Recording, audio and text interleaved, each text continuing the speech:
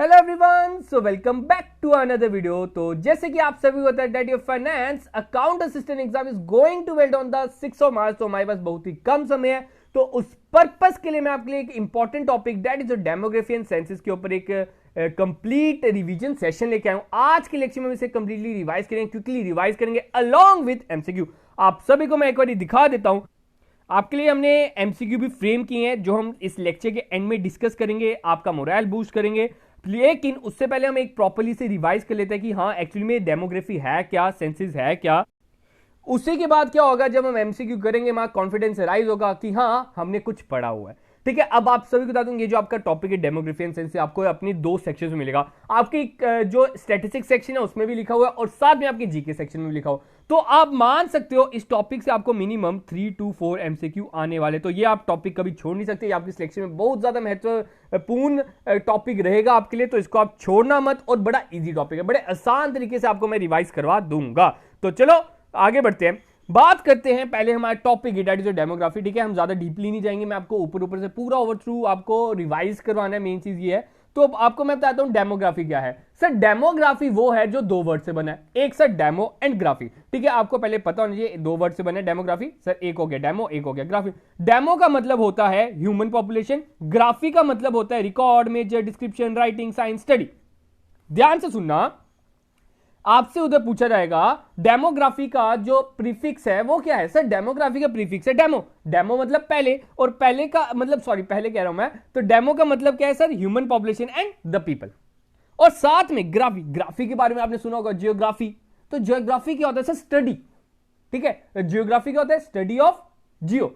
तो इधर भी वही ग्राफी क्या हो गया, the measure, the study, the description, the writing, the science, the record. Different books में इसके डिफरेंट डिफरेंट मीनिंग है, तो इनमें से कोई भी मिलेगा आप उधर टिक करके आ जाना कि ग्राफी का ये मतलब होता है और डेमो का मतलब ये होता है।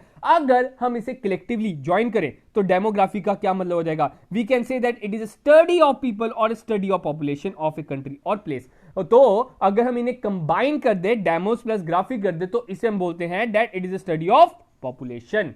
It is a study of population. तो आगे बात करते हैं, आपसे पूछा जाता है द फादर ऑफ डेमोग्राफी कौन है।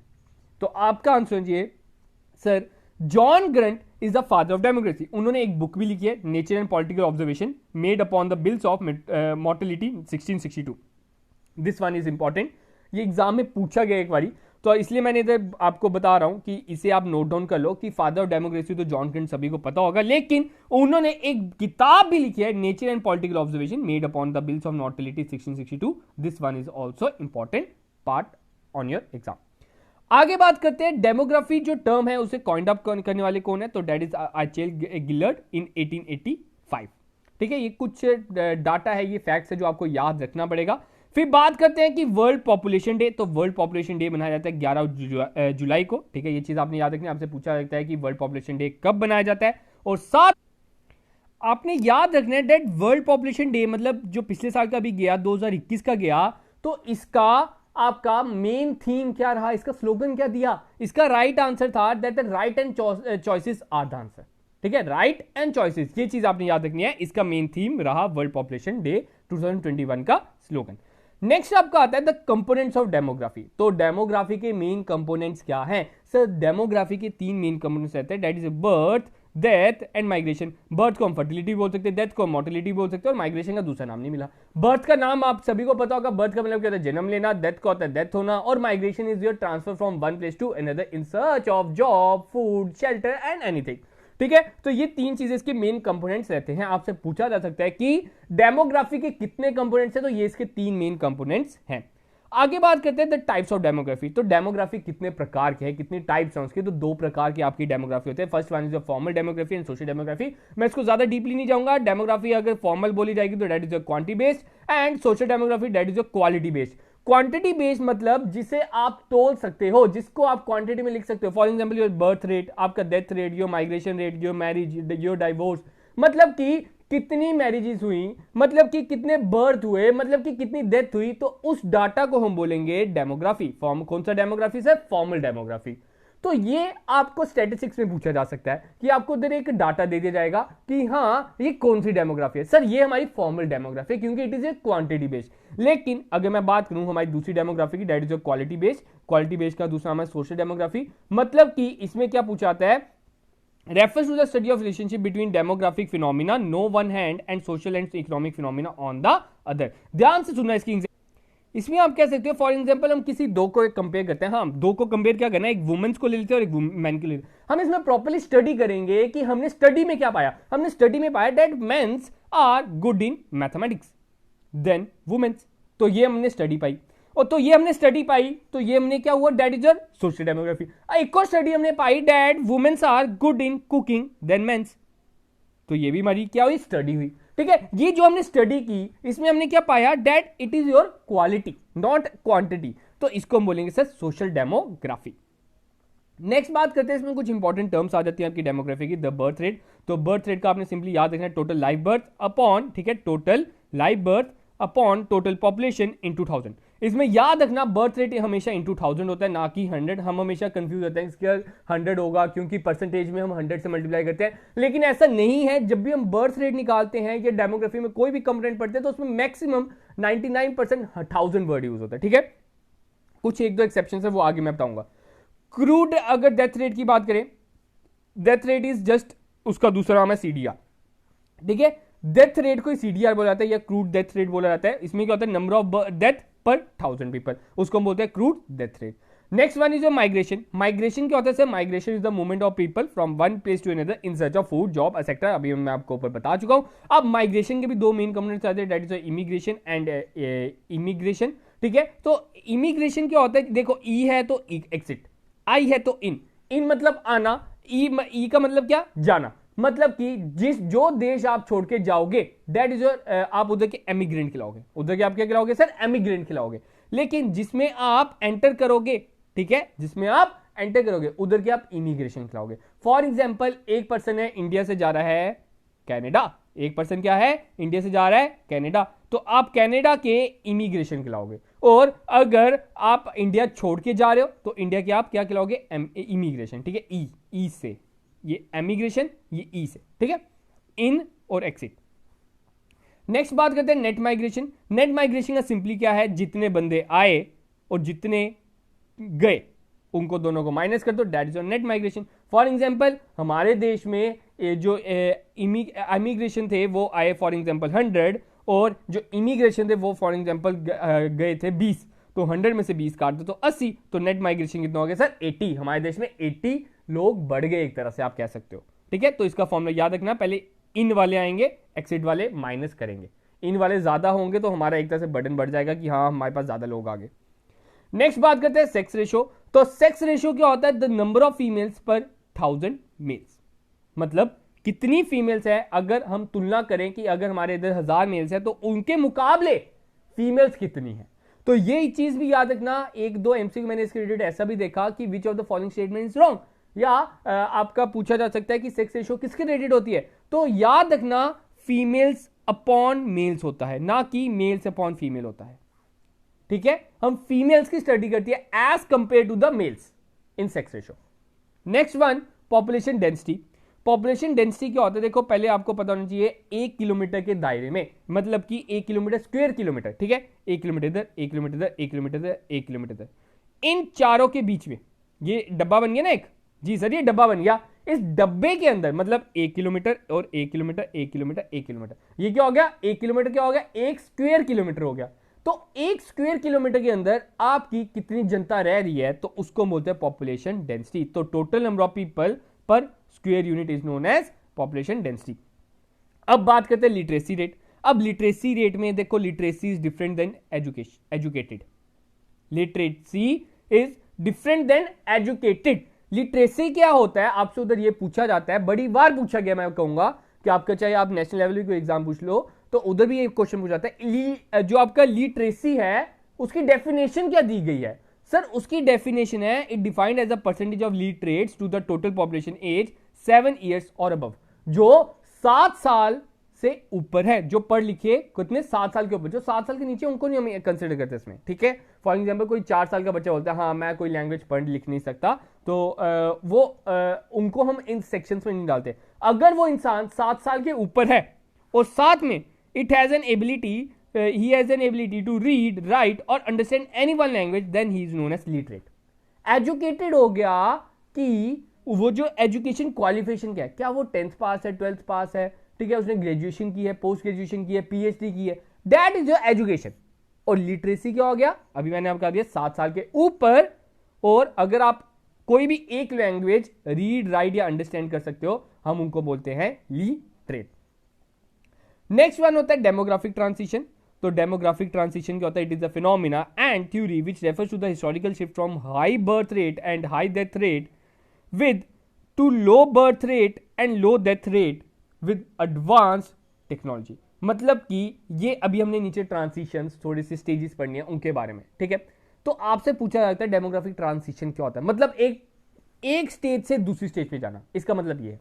तो क्या है वो stage which refers to the historical, history से चलती आ रही है ये, that the shift from high birth rate and high death rate to low birth rate and low death rate। पहले आपकी बर्थ रेट बड़ी ज्यादा होती रहती है, डेथ रेट भी बड़ी ज्यादा होती रहती है, लेकिन एडवांसमेंट के साथ क्या होता है, हमारी जो डेथ होती है वो कम होने बैठ जाती है, क्योंकि हमारे पास चिकित्सा के बड़े ज्यादा उपाय आ गए, हमारे पास मेडिकल ट्रीटमेंट बड़े आ गए, तो उससे क्या हो जाता है, लो डेथ रेट। और बर्थ रेट भी हमारा लो होने बैठता है, क्योंकि अब हमें समझ आने बैठ जाती है कि हाँ कि हमने बर्थ थोड़ी रिड्यूस करनी है, ठीक है, हमने देश पे बर्डन नहीं पड़ने देना, ठीक है, हमारे इधर पॉपुलेशन बड़ी ज्यादा हो गई तो उसका लो बर्थ रेट भी होना चाहिए। तो that is your demographic transition. उसे पूछा जा सकता है कि ट्रांजिशन क्या है, लो बर्थ से हाई बर्थ है कि हाई बर्थ से लो बर्थ है। हमारे स्टार्टिंग में हमेशा हाई बर्थ होता है, तो बाद में हमने लो तक पहुंचना होता है, उसको हम बोलते हैं ट्रांजिशन। अब इधर हम पढ़ लेते हैं इसके ट्रांजिशन। एक्चुअल में अब याद रखना, एक 2 मॉडल्स आएंगे इसमें, एक 4 मॉडल ट्रांसिशन होता है, एक 5 मॉडल ट्रांसिशन, ठीक है। एक्चुअल में ये जो 5 मॉडल ट्रांसिशन है इसमें 4 थॉमसन के ही हैं, एक इसने ऐड ऑन किया तो इसको नाम दे दिया 5 मॉडल ट्रांसिशन। आपने याद रखना है, आपसे पूछा जा सकता है 5 मॉडल ट्रांसिशन किसने दिया था, तो आपका आंसर है सर सॉरी 4 मॉडल ट्रांसिशन किसने दिया था sir, 4 model transition is given by the Warren Thompson in 1929। लेकिन कुछ समय के बाद सीपी ब्लैकर ने एक और ऐड ऑन कर दिया ट्रांसिशन, तो उसको नाम दे दिया 5 मॉडल ट्रांसिशन, ठीक है। मतलब कि इसमें जो 5 है ना, 5 में से 4 तो वैरेन थॉमसन के ही हैं, बस एक ऐड ऑन किया सीपी ब्लैकर ने, तो सीपी ब्लैकर के कितने हो गए, 5 मॉडल ट्रांसिशन। आगे बात करते हैं अब पहला फेज 1, हमारा पहला फेज क्या होता है, ठीक है। पहली ट्रांसिशन, पहली स्टेज क्या होती है, ये आपसे पूछा जा सकता है। आपसे पूछा जा सकता है इंडिया कौन सी ट्रांसिशन में है, वो सब कुछ अभी मैं आपको बताऊंगा, बस ध्यान से सुनना, उसके बाद एमसीक्यू करने। पहले बात होती है फेज 1, ठीक है। फेज 1 क्या होता है, the high transition high fluctuation. Phase 1 का नाम क्या है, हाई ट्रांसिशन। देखो मैंने एक चीज नोटिस की है, जब मैंने पढ़ाया हुआ ना, बच्चों को याद हो गया है कि फेज 1 क्या है, फेज 2 क्या है, फेज 3 क्या है, फेज 4 क्या है, लेकिन उन्होंने ये नाम नहीं याद रखे। देखो ये नाम थोड़े से याद रखने पड़ेंगे, कभी कभी एग्जामिनर ये चीज भी डाल रहे हैं आजकल। तो फेज 1 आपने याद रखना है, it is a high stationary high fluctuation. मतलब कि इसमें क्या होता है, birth rate and death rate are high and these cancel each other. Stationary, हाँ, बर्थ रेट और डेथ रेट, बर्थ रेट भी बढ़ रही है, डेथ रेट भी क्या हो रहा है सर, बढ़ रहा है। लेकिन इससे क्या होता है, अगर बर्थ रेट भी शो हो रही है, डेथ रेट भी शो हो रही है, तो इससे क्या हो रहा है, कैंसल, कोई इफेक्ट नहीं हो रहा। Population size remains the stationary. India was in this phase till 1920, 1920 तक इंडिया इस फेज में। याद रखना है पहला फेज है sir high stationary. High stationary में क्या होता है सर, हमारी बर्थ रेट और डेथ रेट बराबर होती है, जितनी बर्थ हो रही है उतनी ही डेथ हो रही है, और इंडिया 1920 तक इस केस में था, इस स्टेज में था। अब आगे क्या हुआ फेज 2 में सर, फेज 2 में हो गया अर्ली एक्सपेंडिंग। अब हमारे पास मेडिकल ट्रीटमेंट्स आ गए हैं, हमारी डेथ हो गई है थोड़ी सी रिड्यूस, थोड़ी सी, ज्यादा नहीं हुई अभी, कितनी हुई, थोड़ी सी रिड्यूस होगी। मतलब कि फर्स्ट स्टेज के मुकाबले बर्थ रेट तो पहले भी देखो, इधर भी हमारा, अगर मैं फर्स्ट की बात करूं, इधर हमारी बर्थ रेट भी 100 था, डेथ रेट भी 100 था। लेकिन सेकेंड फेज में बात करूं अर्ली एक्सपेंडिंग, तो बर्थ रेट तो हमारा उतना ही रहता है, ठीक है, बर्थ रेट हमारा उतना ही रहता है जितना हो रहा है, लेकिन जो डेथ रेट है वो थोड़ा सा रिड्यूस हो जाता है। Due to the betterment in the technology, medical facilities बढ़ गई हैं, तो उसके कारण जो हमारी डेथ रेट होती है वो कम हो जाती है। मतलब डेथ रेट फॉर एग्जांपल 80 हो गई, पहले बर्थ रेट था 100, डेथ रेट कितनी हो गई 80। तो इसमें क्या होता है, डेथ रेट स्टार्ट डिक्लाइनिंग। ये आपसे पूछा जा सकता है कि फेज 2 में क्या होने बैठ जाता है, फेज 2 के रिलेटेड कौन सी इंफॉर्मेशन सही दी गई है। तो फेज 2 में सही बोला गया है that the death rate start declining. आपका जो डेथ रेट है उसमें कमी होने बैठ जाती है due to development in the technology, medical facilities. Countries like South Asia and Africa are in this stage. ठीक है, वो इन स्टेज में। बात करते हैं फेज 3 की। फेज 3 में क्या होता है, लेट एक्सपेंडिंग। फेज 3 में क्या होता है, लेट एक्सपेंडिंग। लेट एक्सपेंडिंग में क्या होता है, जो बर्थ रेट है वो भी घटने बैठ जाता है और जो डेथ रेट होता है वो दुगनी स्पीड के साथ घटने बैठ जाता है। ध्यान से सुनना, पहले क्या हो रहा था सर, फर्स्ट केस में हमारा होता बर्थ रेट भी हाई, डेथ रेट भी हाई। सेकंड केस में क्या होता है सर, बर्थ रेट हाई था लेकिन डेथ रेट रिड्यूस हो गया था। लेकिन अब फेज 3 में क्या हो रहा है, बर्थ रेट भी कम हो गया क्योंकि अब हमें नॉलेज आ गई है कि हाँ, बर्थ ज्यादा होने से कंट्री पे बर्डन पड़ेगा, हम पे भी बर्डन पड़ेगा। तो बर्थ रेट थोड़ी सी कम हो जाती है और जो डेथ रेट है वो और कम हो जाती है क्योंकि टेक्नोलॉजी और बेटर होगी ना, इसलिए टेक्नोलॉजी हो गई और बेटर होगी तो उसके बाद डेथ रेट और कम होगी लेकिन बर्थ रेट भी कम होगी। जहां पे पहले आपने देखा होगा कि चाइल्ड जहां पे 5-5, 6-6 होते थे एक फैमिली में, तो उधर से अब रिड्यूस हो गया कि 1-2 ये चीज हो गई है क्योंकि अब उन्हें बताया जा रहा है इसके फायदे क्या है, उनको नॉलेज दी जा रही है इस पर्पस के लिए। The death rate started to fall more rapidly. जो आपका डेथ रेट था और स्पीड से घटने लगा है। The birth rate also start falling. जो बर्थ रेट था वो भी गिरने लगा है। India is currently in this stage. तो आपसे पूछा जा सकता है इंडिया कौन सी स्टेज में है। अगर हम बात करें सर, इंडिया लेट एक्सपेंडिंग में है। कौन सी स्टेज में है सर, लेट एक्सपेंडिंग स्टेज में है। ये बड़ी बात पूछा गया है। नेक्स्ट आपका आता है सर फेज 4। फेज 4 में होता है sir low fluctuating and low stationary. अब बर्थ रेट के रिलेटेड और पॉलिसीज आ गई। आप देख सकते हो चाइना की 1 चाइल्ड पॉलिसी, तो ये उसकी नॉलेज आ गई। ठीक है, अभी हमारे तो इधर कोई ऐसी पॉलिसी नहीं है। हमें सिर्फ और सिर्फ हमने क्या किया, लोगों को एजुकेट किया है। तो हमने एजुकेट किया है तो हमने कौन सी हमारी कौन सी होगी, लेट एक्सपेंडिंग। लेकिन अगर हमारे इधर और सख्ती हो जाए, फॉर एग्जाम्पल जैसे चाइना में 1 चाइल्ड पॉलिसी है, तो अगर हमारे इधर भी लग जाए तो हमारी बर्थ रेट क्या होगी, दोगुनी नीचे आ जाएगी। और जो डेथ रेट था वो तो पहले का ही सेम, डेथ रेट सेम है थर्ड की तरह। आप देख सकते हो इधर भी 2 एरो है, इधर भी 2 एरो है। तो death rate are low and almost equal. ठीक है, जो बर्थ बोथ इसमें भी क्या हो गए हमारे, कम हो गए। आप देख सकते हो हमारा फेज 1 क्या था, हाई स्टेशनरी, और फेज 4 क्या हो गया सर, लो स्टेशनरी। ठीक है, मतलब कि इसमें हमारी क्या हो रही है, पॉपुलेशन घट रही है लेकिन एक तरह से स्टेशनरी है। ठीक है, देख रहे हो बर्थ रेट जितना है उतना ही डेथ रेट है।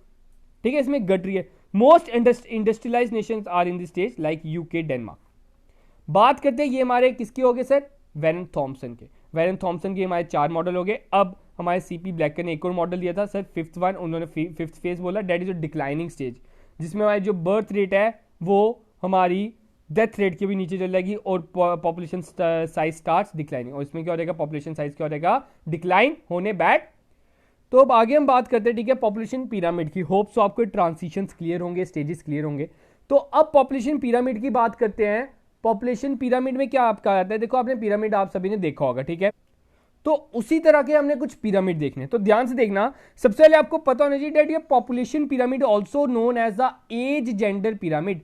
पॉपुलेशन पिरामिड का क्या दूसरा नाम है सर, एज जेंडर पिरामिड, क्योंकि हम इसमें एक साइड पे हम एज भी रखेंगे और एक साइड पे हम उसका पिरामिड टाइप बनाएंगे। ठीक है, कौन किसको लेके सर, जेंडर को लेके। It is A graphical illustration that shows the distribution of various age groups in population. ठीक है, एक बार मैं आपको दिखा दूं, आपको और क्लियर हो जाएगा। इसमें भी डिफरेंट टाइप्स होती है आपकी, स्टेशनरी पिरामिड, एक्सपेंसिव पिरामिड, ठीक है, तो कंस्ट्रक्टिव पिरामिड।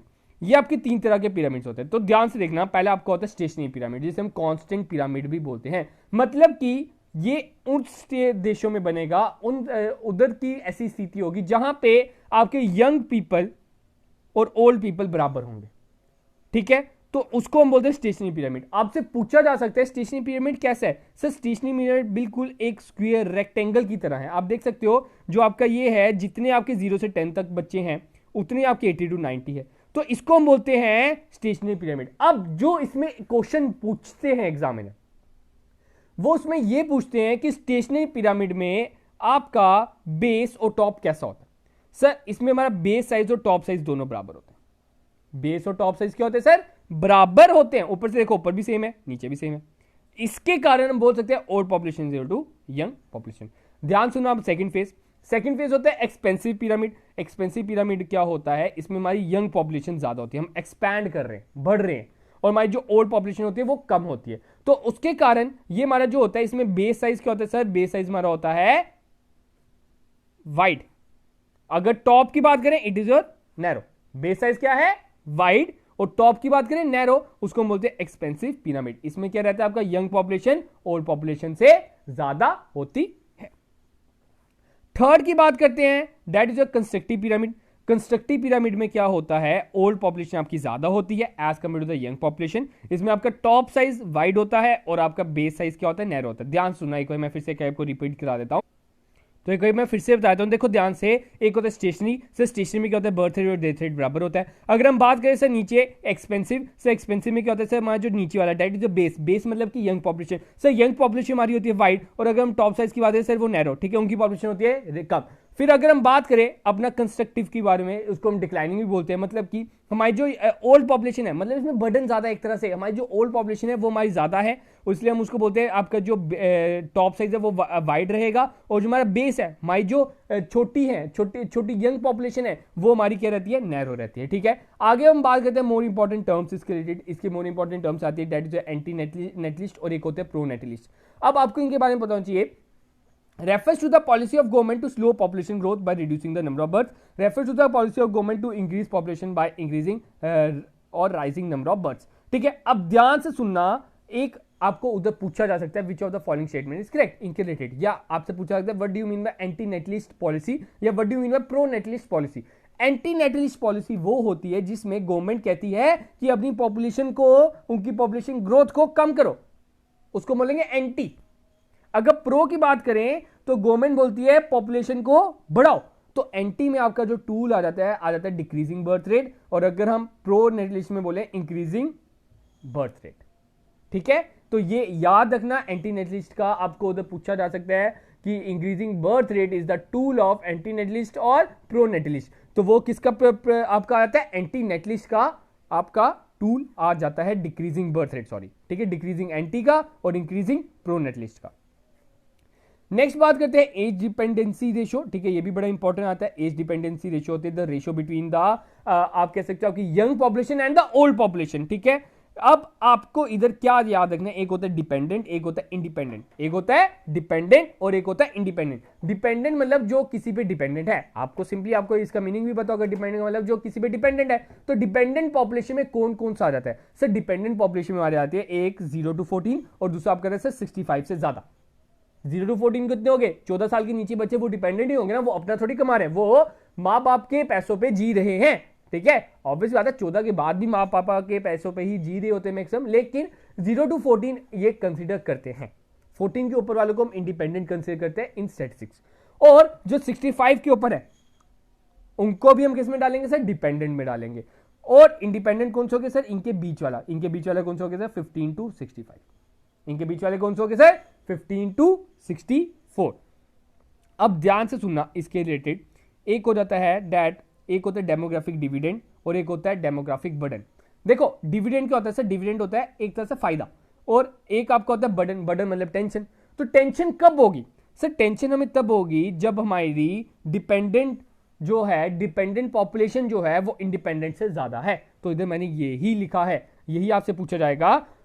बर्डन का मतलब क्या है? सब बर्डन का मतलब है non working age group is more than working. Dependent क्या है? इंडिपेंडेंट से ज्यादा है, तो हम उसको बोलेंगे डेमोग्राफिक बर्डन। और अगर डिविडेंड की बात करें सर, डिविडेंड का मतलब है अगर हमारी वर्किंग एज ग्रुप ज्यादा है as compare to the non working age group, जिसमें हमारी वर्किंग ज्यादा है, हमारे काम करने वाले ज्यादा हैं, मतलब 14 to 65 वाली पॉपुलेशन ज्यादा है as compare to the less than 14 and more than 65। ठीक है, ये आपका हो गया डिविडेंड। नेक्स्ट आपका आता है डबलिंग टाइम। तो डबलिंग टाइम होता है it is the number of years required to double the population of a country. कितने सालों में, मतलब वो ग्रोथ रेट देखी जाती है कि अगर आप इस ग्रोथ रेट से बढ़ोगे तो आपकी पॉपुलेशन कितने सालों में डबल हो जाएगी, that is your doubling time. Social mobility की बात करते हैं, it is refers to the shift in individual social status from one status to another, मतलब कि जब आपका स्टेटस बदलता है, ठीक है, स्टेटस इन द सेंस मतलब अमीर से गरीब, वो वाला, हाँ उसी के सेंस में आप ले सकते हो, ठीक है। अभी आपको क्लियर कर देता हूं एग्जांपल के तरीके से। सोशल मोबिलिटी होती है दो तरह की, एक होती है हॉरिजॉन्टल, एक होता है वर्टिकल, ठीक है। हॉरिजॉन्टल क्या हो गया, स्टेटस रिमेन्स द सेम, आपका जो स्टेटस है वो सेम रहता है, मतलब कि फॉर एग्जांपल एक मिस्टर ए था, वो विलेज ए में रहता था, अब वो चल गया विलेज बी में, मतलब एक विलेज से दूसरी विलेज में जाओगे तो उसको बोलेंगे हॉरिजॉन्टल स्टेटस। आपका उधर एक तरह से स्टेटस नहीं बढ़ा, कहते हैं ना कि शहरे आया था क्या, ठीक है, ये इसमें वही लाइन आ गई। तो वही चीज है कि आपका जो विलेज ए है, विलेज ए से अगर आप बी जाओगे तो that is your horizontal status, आप एक ही लेवल के रहे हो, आपका स्टेटस उधर नहीं बढ़ा, बस आपने जगह बदली और कुछ नहीं सर। लेकिन वर्टिकल होता है उसमें क्या होता है, या तो अगर आप विलेज से सिटी जाओगे तो that will be are upward, अगर आप सिटी से, ठीक है ध्यान से सुनना, अगर आप सिटी, ठीक है ध्यान से देखो, अगर आप सिटी से विलेज जाओगे मतलब that will be your decrease in status, तो decrease in status are downward, और उसको हम क्या बोलेंगे, वर्टिकल में कौन सा रहेगा, वो डाउनवर्ड सोशल मोबिलिटी आ जाएगा। होप सो आपको क्लियर हो गया होगा। आगे बात करते हैं स्टेजेस ऑफ इंडियन डेमोग्राफी। ये अभी तक हमने क्या पढ़ा था, सिंपल डेमोग्राफी के बारे में पढ़ा था। अब इंडियन डेमोग्राफी के बारे में पढ़ लेते हैं कि इंडिया की डेमोग्राफी क्या कहती है। सर इंडिया की पहली पीरियड इसमें आ जाता है पीरियड ऑफ स्टैग्नेंट पॉपुलेशन, ठीक है। ये पीरियड ऑफ स्टैग्नेंट पॉपुलेशन आपका हमने ऊपर क्या पढ़ा था सर, लो फ्लक्चुएटिंग, ठीक है। तो उसके रिलेटेड ही, सॉरी हाई फ्लक्चुएटिंग था, उसके रिलेटेड इधर आ गया that it is a stagnant population in 1901 to 1921। Before 1921 India witness irregular और स्लो ग्रोथ ऑफ पॉपुलेशन, कभी बढ़ती थी, कभी घटती थी, बढ़ती थी, घटती थी, बढ़ती थी, घटती थी, यही चलता रहता, इरेगुलर था इसमें, ठीक है। द पॉपुलेशन वाज मोर और लेस स्टेगनेंट, ठीक है, ज्यादातर स्टेगनेंट ही थी। उस टाइम पे रीजंस क्या थे सर, फेमाइन थे उस टाइम पे, बड़ी ज्यादा प्लेग्स वॉर्स, ठीक है, उसके कारण ये इसका मेन रीजन रहता था। Period of stagnant population, hope so आपको समझ आ गया होगा। आपसे पूछा लगता है पीरियड ऑफ स्टेगनेंट पीरियड कौन सा था सर, 1901 से लेकर 1921 तक। फिर बात होती है period of steady growth. Sir period of steady growth था 1921 से लेकर 1951। इसमें क्या हुआ, after it population growing at the rate of more than, ठीक है ध्यान सुना, more than 1% per year, this the cause for this increase rate was not a rise in fertility but a decline in mortality. मतलब कि हमने क्या पढ़ा था, अब हम हो गए थे एडवांसमेंट, हमें एक तरह से टेक्नोलॉजी आ गई थी, हमें डेथ से जो बचा रही थी। तो पीरियड ऑफ स्टेडी ग्रोथ में क्या हुआ, अब हमने पाया कि 1% की ग्रोथ हर साल हो रही है, हमारा ग्रोथ रेट बढ़ रहा था, और इसके कारण अभी तक हमारा क्या था, 1921 तक स्टेगनेंट थी, कभी बढ़ती थी, कभी घटती थी, बढ़ती थी, घटती थी, बढ़ती थी, घटती थी, और इसके कारण हमारा जो इफेक्ट माने ना, तो effect will be are zero, effect will be are zero, मतलब जितनी पॉपुलेशन थी उतनी ही रहा करती थी। लेकिन 1921 के बाद बढ़ना ही स्टार्ट हो गया, हमने पीछे मुड़ के नहीं देखा, तो उसके बाद पीछे मुड़ के नहीं देखा, तो उसके कारण आपसे पूछा जाता है कौन से साल को year of great demographic divide बुलाता है। ये मैं बता दूं, एग्जाम में इतनी बार पूछा गया है और ये सबसे बेसिक क्वेश्चन है, तो ये आप सभी को याद रहना चाहिए, गलती नहीं करना। बच्चों को बड़ी बार कंफ्यूज रहती है सर 1921 था कि 1951 था, तो इसका आंसर 1921 है कि the year of great demographic divide, क्योंकि इसके बाद सर ने पीछे मुड़ के नहीं देखा, हमारी पॉपुलेशन बढ़ती गई और बढ़ती गई। Next one is period of rapid high growth. अब रैपिड का समय आ गया और तेजी से बढ़ रहे हैं। This period experienced high rate of population growth of over 2% and is often referred to as a period of population explosion. तो ये पॉपुलेशन एक्सप्लोजन का टाइम आ जाता है आफ्टर 1951 टू 1981। ये इंपॉर्टेंट है, आपने ये चीज याद रखनी है, क्योंकि अभी तक 21 से 51 तक तो हम ग्रोथ कर रहे थे, लेकिन थोड़ा स्लोली ग्रोथ कर रहे थे 1% के हिसाब से, लेकिन 51 के बाद और जंप मारने बैठ गए, ठीक है, क्योंकि अब हम क्या हो गए थे, आजाद हो गए थे एक तरह से, उसकी खुशी में आप कह सकते हो। तो 1951 में आप देख सकते हो कि 2% की जंप हमने मारी है इधर, अब हमारी 2% की ग्रोथ इधर दिख रही थी, तो it is the period of population explosion, ये आपसे पूछा जा सकता है। अब नेक्स्ट आता है the period of high growth and definite science of slowing down, ठीक है। अब हमें थोड़े से आसार दिख रहे हैं कि हाँ हमारी पॉपुलेशन थोड़ी घट रही है। आप सभी को पहले पता होगा कि आपकी फैमिली में भी होगा, ठीक है, आपके जितने भी बड़े हैं उनके जितने भी सिबलिंग्स हैं, अराउंड 5-6 सिबलिंग्स सभी के होते हैं, जो पहले की अगर बात करें, ठीक है, 1980s के जिनका बर्थ है, आपके पेरेंट्स की हम बात करें, वो 5-6 मिनिमम सिबलिंग्स है। लेकिन अगर हम आज के युग की बात करें, 21st सेंचुरी की बात करें, आपने देखा होगा कि सिर्फ और सिर्फ 2 चाइल्ड ही होते हैं, तो उसके कारण हमें इधर साइन दिख रहे हैं that there will be a growth rate हो रही है, लेकिन definite sign of slowing down. घटने के भी साइन दिख रहे हैं। हाईएस्ट एवर ग्रोथ रेट, ध्यान से देखना, 2.22% recorded 1971 which continues in 1981 and also decline to 2.14। पहले 2.22 था 1971 में, लेकिन 1991 तक 2.14 हो गया, और 1.95 हो गया 2001 में, और 1.64 हो गया 2011 में। मतलब कि हमें साइन दिख रहे हैं पॉपुलेशन घटने के भी। ठीक है, ध्यान से देखना, क्योंकि अब 2 चाइल्ड पॉलिसी ही चल रही है। पॉलिसी एक तरह से है नहीं है, लागू नहीं है, लेकिन सभी को नॉलेज होगी इस चीज की। ठीक है, तो ये चीज इसकी आपने याद रखनी है। होप सो आपको क्लियर होगी ये 4 स्टेजेस। सब first stage period of stagnant population 2021 का हमने पीछे मुड़ के नहीं देखा। उसका हमारी बड़ी एक्सप्लोजन एक तरह से 1951 से लेकर 1981 के बीच में हमारा एक्सप्लोजन आया है सर, एक तरह से बड़ा ज्यादा पॉपुलेशन बढ़ी। फिर उस टाइम में जब पॉपुलेशन बढ़ी sir, period of high growth and definite sign of slowing down. अब हमें समय दिख रहा है कि हाँ, हमारी जो पॉपुलेशन है वो घट रही है। नेक्स्ट और कुछ इंपॉर्टेंट टर्म्स है वो भी हम डिस्कस कर लेते हैं सर। एक आता है इन्फेंट मोर्टेलिटी रेट। तो मोर्टेलिटी रेट होता है sir death, number of death पर 1000, याद रखना। ठीक है, और इन्फेंट वर्ड भी यूज हो रहा है। ठीक है, मैंने मोर्टेलिटी पढ़ा तो इन्फेंट वर्ड भी यूज होता है। इन्फेंट होता है सर अंडर 1 ईयर एज, ये भी इंपॉर्टेंट है। मैटरनल मोर्टेलिटी रेट की बात हो the number of maternal deaths during a given time period per 1 lakh. ठीक है, अब मैटरनल की जब भी बात हो रही है, मैंने आपको कहा था ना कुछ एक्सेप्शन केसेस हैं, तो उन केसेस में आपने याद रखना जो मैटरनल मोर्टेलिटी रेट है उसमें 1 लाख लाइव बर्थ्स आता है। मतलब कि जब प्रेगनेंसी के टाइम पे जब किसी मदर की डेथ हो जाती है, number of maternal deaths during given period per 1 lakh live birth during the same time period is known as a maternal mortality rate. मतलब 1 लाख लाइव बर्थ में कितनी मदर्स की डेथ हो गई, ठीक है, उसको हम बोलते हैं मैटरनल मोर्टेलिटी रेट। अब बात करते हैं the father of demographic study. हमने ऊपर पढ़ा था, आपको मैं दिखाता हूं, फादर ऑफ डेमोग्राफी हमने पढ़ा ऊपर। ठीक है सर, फादर ऑफ डेमोग्राफी आपने इधर बताया, कहां पे गया सर, ऊपर आपने बताया था, हाँ ये रहा सर, फादर ऑफ डेमोग्राफी आपने बताया जॉन ग्रंट। अब आपसे इधर पूछा जाता है फादर ऑफ डेमोग्राफिक स्टडी कौन है, तो आपने याद रखना है इसका आंसर रहेगा सर कार्ल मार्क्स। अगर स्टडी वर्ड यूज होगा तो Karl Marx. Hope so clear होगा। अब आगे बढ़ते हैं, डेमोग्राफी इतना ही था, अब हम पढ़ते हैं सेंसिस के बारे में। सेंसिस का क्या है सर, सेंसिस वर्ड ड्राइव्ड हुआ from the censere word. Censere का मतलब होता है which means to estimate. Censere का मतलब क्या सर, एस्टिमेट, ये आपसे पूछा जा सकता है। फिर बात होती है कि सेंसिस का मतलब क्या, it is A complete enumeration of a population of a group at a point in time with respect to well defined characteristics।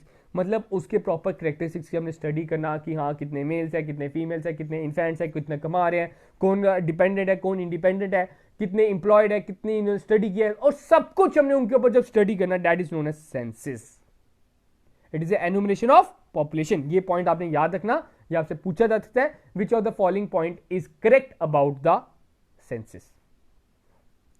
अब ये जो सेंसिस टर्म था ये किसने दिया था सर, आपने याद रखना है द सर्वियस टेलिस ने इसका नाम दिया था, SERVIUS TULLIUS इसका नाम है। ठीक है, term given by Servius Tullius. First modern census कब हुए बात करें, अगर पूरे वर्ल्ड की बात करें सर, हमारा फर्स्ट मॉडर्न सेंसिस हुए हैं 1719 में। अगर इंडिया में बात करें फर्स्ट सेंसिस किया था 1830 में, लेकिन अगर अनडिवाइडेड एरिया की बात करें तो फर्स्ट सेंसिस हमारा आता है 1872 में बाय लॉर्ड मायो। अगर कंप्लीट सेंसिस की बात करें तो 1881 में बाय लॉर्ड रिपन। ये सब कुछ मैंने आपको इधर बताया हुआ है, आपसे बस ये चीज आपने याद रखनी है कि अगर हम बात करें हमारा फर्स्ट सेंसिस कब हुआ सर, हमारा फर्स्ट सेंसिस हुआ बाय लॉर्ड मायो इन 1872। लेकिन अगर फर्स्ट कंप्लीट सेंसिस की बात करें, ठीक है, अगर मैं फर्स्ट कंप्लीट सेंसिस की बात करूं, that will be 1881 by Lord Ripon. 1881 by Lord Ripon. और 1881 में आपने याद रखना है इस टाइम पे क्या था, सेंसिस कमिश्नर भी चुने गए थे। तो who was that, the WC Plowden. ये चीज आपने याद रखनी है, who is known as a father of Indian census. इन्हें हम इंडियन सेंसिस के फादर गिने जाते हैं, कौन, WC प्लॉडन। ठीक, होप सो क्लियर होगा। ये डाटा आप याद रखना, इसके लिए MCQ आने वाला है। ठीक है, तो लॉर्ड मायो, लॉर्ड रिपन 1872 1881, ये चीज आपने याद रखनी है, और WC प्लॉडन। आगे बात करते हैं 1961 में क्या हुआ। अब 1961 में the registrar general census commission of India was appointed, was formed by MHA। ठीक है, ये आपने याद रखनी है कि कब MHA ने register for general census commission बनाई थी। हम जैसे ही आजाद हुए थे तो 1961 में ये बन गई थी। आगे बात करते हैं इसके फीचर्स। अब जैसे कि आप सभी ने देखा होगा, जो आपका टॉपिक है, टॉपिक में आपका लिखा हो demography and census its features. ठीक है, तो फीचर्स में आपका पहला फीचर क्या आता है सेंसिस का, द स्पॉन्सरशिप। मतलब कि अगर आप कोई सेंसस ले रहे हो तो उसको कोई स्पॉन्सर करने वाला होना चाहिए। वास्ट ऑर्गेनाइजेशन ही एक्चुअल में सेंसस ले सकते हैं क्योंकि इट इज अ कॉस्टली। तो in India MHA are responsible for this census. तो सेंसस के लिए कौन रिस्पॉन्सिबल है? MHA। अब बात करते हैं डिफाइंड टेरिटरी। ठीक है, इसकी एक टेरिटरी डिफाइंड होनी चाहिए। इसमें जल्दी जल्दी मैं आपको बता रहा हूँ कि इसमें जो आप जहां का लेना चाहते हो डाटा, तो एक प्रॉपर्ली उधर के एरिया के बारे में आपको समझना चाहिए। जैसे आप इधर लिखे the population figures have no meaning unless they refer to a well defined territory. मतलब कि आपको पता होना चाहिए कि आपने डाटा कहां का लेना है। The changes in area in successive senses should be clearly stated. अगर आप एरिया का चेंज करें तो उनको प्रॉपर्ली हमने बताना भी है। यूनिवर्सिटी, तो ये कहता है कि each and every should be consider without omission और डुप्लीकेशन। मतलब कि किसी को आपने डुप्लीकेशन नहीं होनी चाहिए और आपकी जो ओमिशन, किसी को आपने भूल भी नहीं जाना। उधर यूनिवर्सल होना चाहिए हर जगह के लिए। ये नहीं कि गांव में हम इस बंदे को गिनेंगे, इस बंदे को नहीं गिनेंगे, हम शहर में सबको गिनेंगे, या शहर में हम किसी जो अमीर आदमी है उसको हम डुप्लीकेट दो बारी गिनेंगे। तो ऐसा नहीं होना चाहिए। अगला बोलता है डिफाइंड पीरियोडिसिटी, मतलब एक पीरियड के बारे में होना चाहिए। That it should be conduct after equal interval time. मतलब कि आप सभी को पता है कि इंडिया में भी 10 साल बाद होता है। तो अभी कोरोना के कारण वैसे हमारा डिले हो गया हुआ है, हमारा 2022 आ गया हुआ है, लेकिन अब तक हमारी जो सेंसस है वो नहीं हुई। तो इंडिविजुअल यूनिट से अगर बात करें, next must be collected separately for each individual. मतलब हर एक यूनिट को आपने गिनना है। सेंसस का ये मतलब नहीं है सैंपलिंग की तरह। आपने पढ़ा होगा that in your statistics sampling method. Sampling में क्या होता है, कुछ जैसे 10 लोग हैं तो 10 में से किसी एक बंदे से पूछ लिया, ऐसा नहीं है। सेंसस का मतलब है ईच एंड एवरी पर्सन। तो ये चीज आपने याद रखनी है। कंपाइलेशन एंड पब्लिकेशन, तो हमने इसे प्रॉपर्ली कंपाइल करना और डाटा कलेक्ट जो हमने करना उसे प्रॉपर पब्लिश भी करना होता है। सेंसस की ये भी मेन खास बात है। Next one is de facto and D jure enumeration. तो इसके बारे में भी आपने याद रखना है, ये आपसे पूछा जाता है what do you mean by de facto.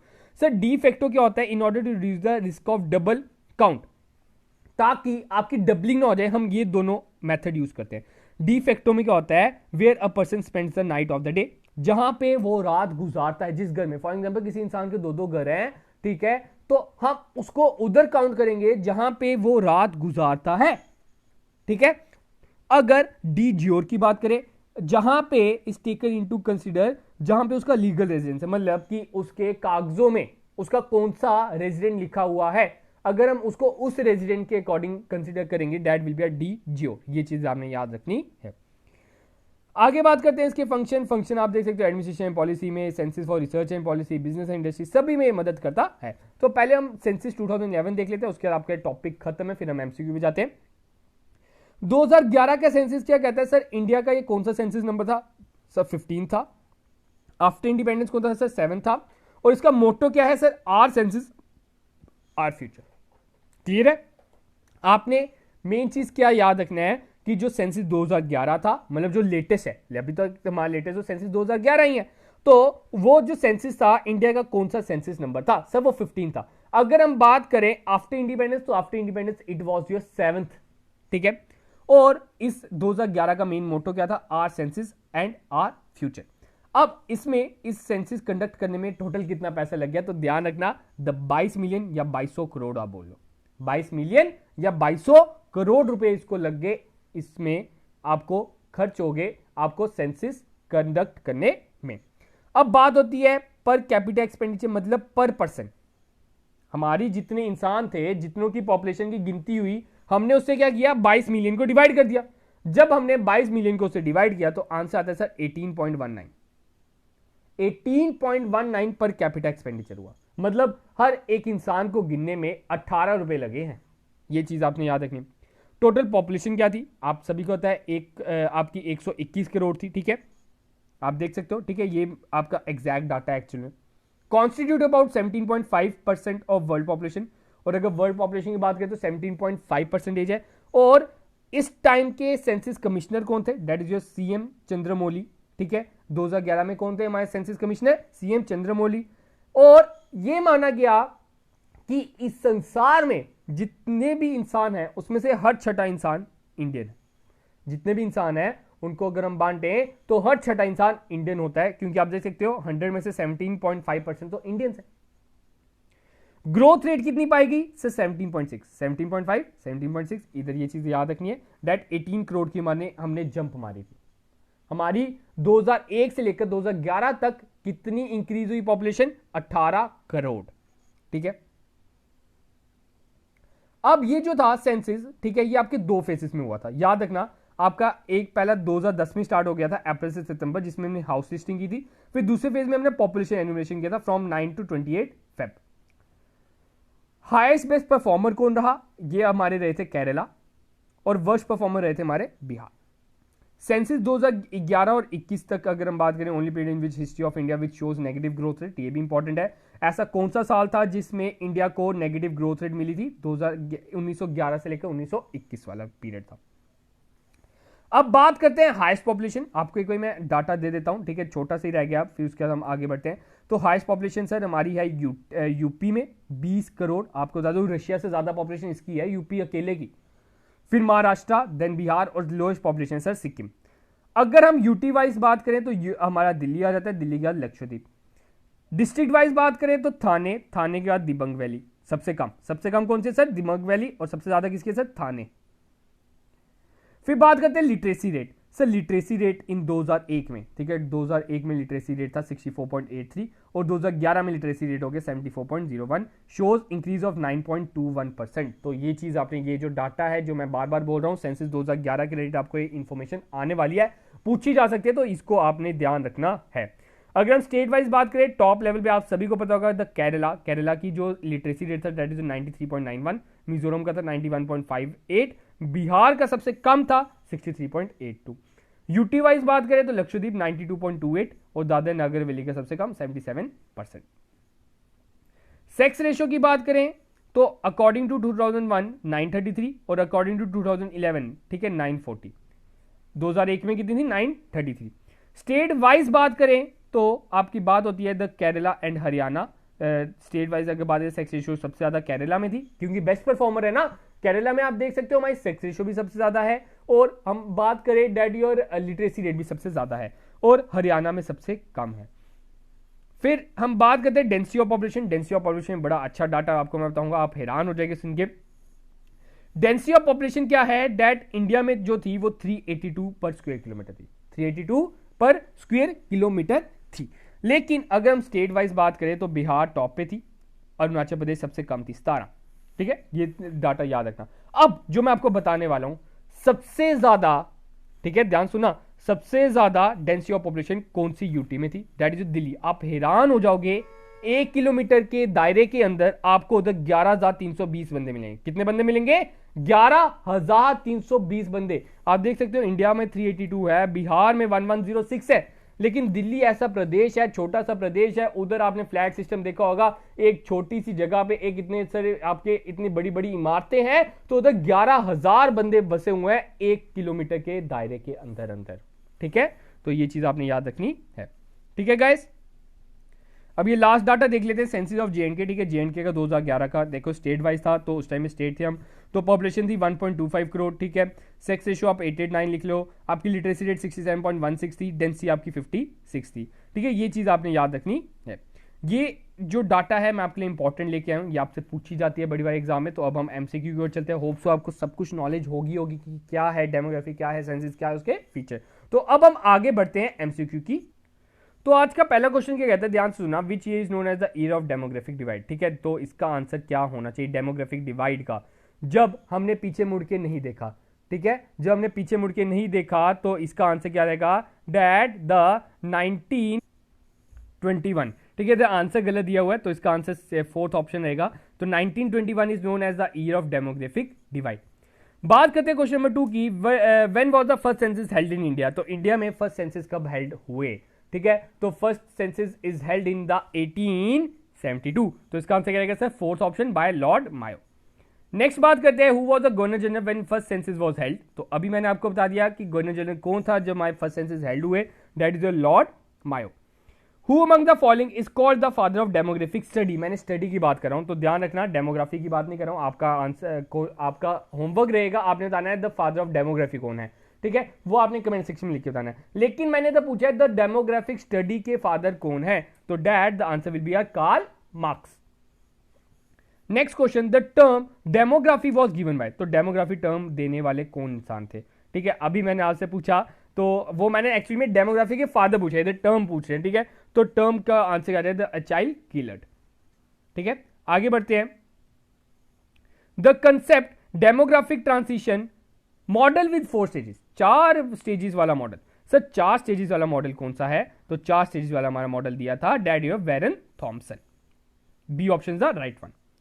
Which period is refer to the period of population explosion? Explosion की बात हो रही है, ठीक है, जब एक तरह से एक्सप्लोजन आ गया, पॉपुलेशन बढ़ गई, तो वो कौन सा काल था? जब हमारी इंडिपेंडेंस हो गई थी उसके बाद वाला समय, ऐसे याद रखो। तो उसके बाद वाला समय कौन सा आ गया सर? 1951 टू 1981। तो C option is the right one. As per the census 2011 what is the density in India? तो इंडिया में कितनी डेंसिटी थी? दैट इज 382, ठीक है, मतलब 1 किलोमीटर इधर, 1 किलोमीटर इधर, 1 किलोमीटर इधर, 1 किलोमीटर इधर। तो इसके अंदर कितने लोग रह रहे हैं? 382। The growth rate of population means, तो ग्रोथ रेट ऑफ पॉपुलेशन का क्या मतलब है? मतलब कितनी ग्रोथ हो रही है, हमारी कितनी बढ़ावट हो रही है, मतलब कि it is A difference between birth rate and death rate, ठीक है, कितनी हमारी आपकी जो पॉपुलेशन है वो बढ़ गई। In context of population which of the following describes the correct meaning of sex ratio? तो सेक्स रेशियो का सही मीनिंग क्या बता रहा है इसमें से? तो मैंने आपको बताया फीमेल अपॉन मेल होता है, ठीक है, तो इसका आंसर रहेगा सर बी ऑप्शन। तो number of females per 1000 males. 11th question, during which decade did the population record a negative growth? तो नेगेटिव ग्रोथ रेट आपको किस काल में मिली? अभी मैंने आपको बताया सेंसिस में ही हमने पढ़ा, तो ऐसा एक ही काल था आपका डेमोग्राफिक डिवाइड के पिछले वाला समय था, ठीक है, तो वो कौन सा था सर? 1911 से लेकर 1921 तक। देखो ये जो मैंने लाइन बोल रहा हूं ना, जैसे मैंने आपको बताया एक्सप्लोजन कब आया सर? एक्सप्लोजन हमारा आया जब हम आजाद हो गए, आजाद के बाद सर, आजाद के बाद 1951। अब मैंने जैसे आपको नेगेटिव ग्रोथ बोला, मतलब कि हमारी ग्रोथ रेट घटी थी, तो वो समय कब था सर? डिवाइड से पहले था। तो डिवाइड से पहले कौन सा? 1911 to 1921। What is the stage in the population cycle in which India is classified on the basis of its demographic characteristics? तो डेमोग्राफिक कैरेक्टरिस्टिक्स के अकॉर्डिंग इंडिया को हमने कौन से स्टेज में डाला है? तो that will be our answer third one, late expanding stage, ठीक है, इंडिया इस स्टेज में है because in both the birth rate and death rate fall, though population still rises but at much lower rate. According to census 2011 which UT recorded the highest density? ये इतना आसान सा question दे दिया। अभी मैंने आपको बताया कि दिल्ली इतना बड़ा छोटा सा प्रदेश आप कह सकते हो कि उधर फ्लैट सिस्टम है, फ्लैट सिस्टम है जी सर, आपने याद दिलाया था, तो उधर 1 किलोमीटर के अंदर 11,000 बंदा रह रहा है, 11,000 बंदा 1 किलोमीटर के दायरे के अंदर रह रहा है। तो इसका आंसर क्या रहेगा सर? यूटी कौन सी sir? Delhi. In the history of Indian population which duration period is referred to the great leap forward? ध्यान से सुना, अब लीप फॉरवर्ड हो रही है, तो लीप फॉरवर्ड इसमें याद रखना 1951 to 1961। As per census 2011 which state has the lowest population India? तो लोएस्ट पॉपुलेशन इंडिया कौन सा था सर? आपने बताया अभी, that is Sikkim has the lowest population. Find the name of state which has the lowest density. अब डेंसिटी की बात हो रही है, अभी हमने पढ़ा कि हाईएस्ट डेंसिटी के बारे में पढ़ा, फिर हाईएस्ट डेंसिटी के बाद हमने क्या पढ़ा सर? लोएस्ट डेंसिटी भी पढ़ा। तो लोएस्ट डेंसिटी कौन सी, किस कहां की है सर? अरुणाचल प्रदेश। आप देखोगे मैप पे अरुणाचल प्रदेश बहुत बड़ा प्रदेश है, लेकिन उधर जो पॉपुलेशन है बहुत कम है, अराउंड 17 उधर की डेंसिटी है सिर्फ और सिर्फ। तो इसका आंसर क्या रहेगा sir? C option. As per census 2011 the state in India with the highest urban population, ठीक है, हाईएस्ट अर्बन पॉपुलेशन आपने बतानी है कौन से स्टेट में है, ठीक है। इधर से आपको नाम पता चल रहा होगा, सबसे एडवांस स्टेट इधर से कौन सी दिख रही है सर आपको? तो मुझे तो इधर सिर्फ और सिर्फ महाराष्ट्र दिख रही है, तो इसका आंसर महाराष्ट्र ही है। 2011 सेंसस के according the rural population of India comprises, तो 2011 पॉपुलेशन क्या कहता है कि आपकी इंडिया की पॉपुलेशन कितनी रूरल जगहों में रह रही है और कितनी आपकी अर्बन में रह रही है। तो रूरल वो कहता है डैट 68.84% जो है that lives in the rural area. 2011 में आपकी कितनी डिस्ट्रिक्ट को कवर किया गया? तो 2011 में 640 डिस्ट्रिक्ट को कवर किया गया है, तो ये चीज आपने याद रखनी है। 2011 में लिटरेसी रेट क्या आ रहा है? ठीक है, इंडिया की, किसी में स्टेट की नहीं पूछा स्पेसिफिकली, इंडिया की लिटरेसी रेट की बात हो रही है, तो इंडिया का लिटरेसी रेट क्या रहा सर? 74.04। 2011 में UT of India with lowest literacy rate, ऐसी कौन सी यूटी थी जहां की सबसे लोएस्ट हमारी लिटरेसी रेट था? अभी मैंने आपको बताया 77 था उनका literacy rate, that is Dadra and Nagar Haveli. Dash is the census commissioner whose guidance the 2011, ठीक है। तो ये भी बड़ा बेसिक सा क्वेश्चन है कि कौन थे हमारे सेंसस कमिश्नर जिनके अंडर हमने 2011 का सेंसस कंडक्ट किया, दैट इज सीएम चंद्रोली। ठीक है, इसका आंसर क्या रहेगा सर? Doctor C Chandramouli. ठीक है, third answer is the right one. 2011 census is India's death census and since independence and since 1872। ध्यान से देखना, पहले मैंने सिंस इंडिपेंडेंस लिखा है, तो सिंस इंडिपेंडेंस की बात करें sir, since independence it is a 7th, तो इस वजह से हमारा first option is the right one. और सिंस 1872 तो it is a total 15th, तो इसका first option is the right one. Which among the following pair is not correctly match, तो कहता है कौन सा करेक्टली मैच नहीं है। बोलते हैं Mizoram highest child sex ratio, Haryana lowest child sex ratio, Kerala highest literacy rate और नागालैंड हाईएस्ट डिकेडल ग्रोथ। तो इसका आंसर है नागालैंड। ठीक है, नागालैंड की हाईएस्ट डिकेडल ग्रोथ नहीं बल्कि मेघालय की थी, और नागालैंड की लोएस्ट थी। ठीक है, नागालैंड की क्या थी सर? लोएस्ट थी डिकेडल ग्रोथ। तो इसका आंसर क्या रहेगा sir? Fourth option is the not correctly match, ये करेक्टली मैच नहीं है। Dash was the mascot of 2011 Indian census, तो 2011 का इंडियन सेंसस का क्या मैस्कॉट था? तो sir women enumerator, women enumerator was the mascot of 2011 census. The slogan of census 2011 वो मैं आपको बता चुका हूं, that our census our future. तो इसका आंसर क्या रहेगा sir? That 3 is the right one, fourth one, sorry one future ऊपर लिखा, fourth is the right one. The first modern regular census in India was start in 1881। ठीक है, first modern आप कह सकते हो, फर्स्ट कंप्लीट आप कह सकते हो, 1881 में हुआ था। तो उन्होंने किन्होंने किया था? That your Lord Ripon. तो 27 का आंसर क्या रहेगा sir? A option. The latest census commenced on, अब कमेंस की बात हो रही है। मैंने आपको बताया that the census is done in the 2 phases, पहले हाउसिंग की हुई, फिर उसके बाद आपकी इंडिविजुअल हुई। तो हाउसिंग में आपका 2010 में ही स्टार्ट हो गया था, तो 2010 कौन सा सर? 1 मई। The Indian state with highest population according to 2011 census, आप सभी को अभी मैंने बता दिया, यूपी की 20 करोड़ के आसपास आबादी थी 2011 में, और ये रशिया से भी ज्यादा है, आपको मैं बता दूं। तो इसका आंसर क्या रहेगा sir? UP. Number of villages covered in 2011 census, ठीक है, कितने विलेजेस को कवर किया गया 2011 के सेंसस में? तो इसका आंसर रहेगा सर 6,40,876, 77 सॉरी। एज पर 2011 census percentage of decadal growth of population, तो अभी मैंने आपको बताया कि कितनी परसेंटेज की बढ़ोतरी हुई हमें, तो 17.64 is the right one. 32 cost बतानी है 2011 सेंसस की, अभी मैंने आपको बता दिया। तो कितनी कॉस्ट थी सर? हमारी टोटल कॉस्ट थी सर 22 बिलियन या 2200 करोड़ बोल लो। अब आपका होमवर्क रहेगा, आपने कमेंट सेक्शन में लिख के बताना है कि पर कैपिटा कॉस्ट क्या पड़ी हमें, 1% में कितनी कॉस्ट हुई। अभी मैंने आपको स्टार्टिंग में बताया। टोटल नंबर ऑफ स्टेट्स और यूटीज रिकॉर्डेड इन 2011 सेंसस, ठीक है, 2011 में कितनी टोटल स्टेट्स और यूटीज गिनी गई? तो that is 35।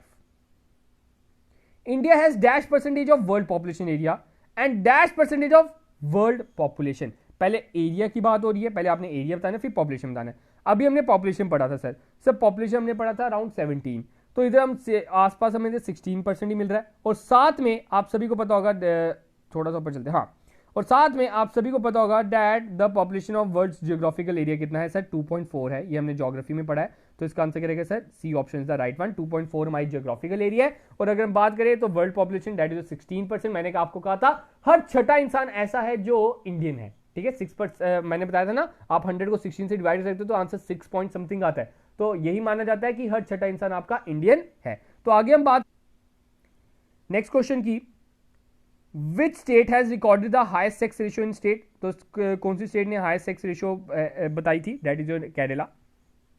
A person age 7 years and above who can read और write with understanding in any language state is that, तो उनको हम क्या बोलते हैं सर? लिटरेट बोलते हैं। What does NPP stand for? अब एनपीपी का क्या मतलब है? तो ये भी बड़ा इंपॉर्टेंट है, ये रिसेंटली एक एग्जाम में पूछा गया, तभी मैंने ये क्वेश्चन डाला है। तो एनपीपी क्या होता है सर? National population policy. ठीक है, आगे बढ़ते हैं। The number of live birth per 1000% in a year is termed as, ठीक है, बर्थ की बात हो रही है, तो it is known as the birth rate.